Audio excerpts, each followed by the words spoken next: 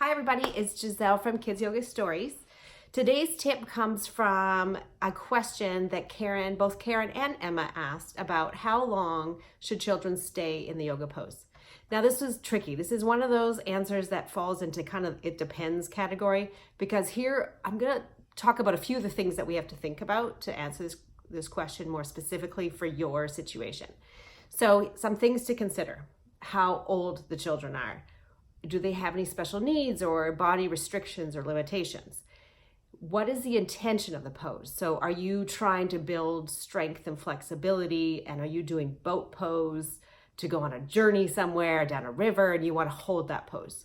Or is it something that is part of a little story that you're doing a couple little poses in a row that don't necessarily have to hold the pose? You want to carry on with the flow of the story, right? So looking at what the intention of the pose is. Is it building strength and flexibility, or is it part of a bigger story flow, for example? How long they've been practicing, what time of day it might be when you're practicing those poses. So are they hungry? Are they tired? Are they well rested? Are they high energy? Are they low energy? That'll depend on how long you hold the pose. How big is the group? Is this a one-on-one situation where you can be more intimate with your child at home and you know them super well and you can hold the poses longer? And maybe add some counting. If you're adding math to the experience, you might be counting the pose or doing some kind of yoga game that way. Or is it in a big group? You know, you might be in a PE in a cafeteria or in a gymnasium where you have a huge group, or you might have a smaller class that is maybe 10 or 20 children. So thinking about that group size and what's going to work with the group dynamics. And how much time you have. You know, is your session going to be a couple minutes? Is it going to be an hour, right? So those are just some things, and I'm sure you'll come up with more as well.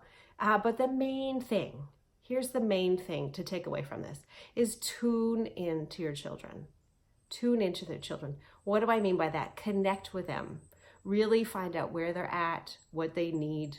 You'll know. You'll just know instinctively, right? So tune into their needs and where they're at in their yoga practice. Most important thing.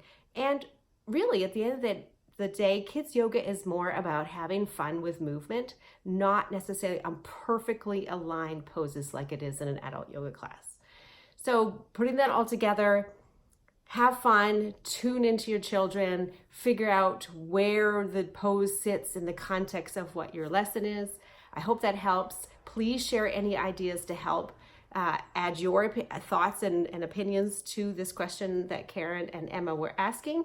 And if you have any other questions, please email me at Giselle@kidsyogastories.com. I'd be happy to help. Let's do this together.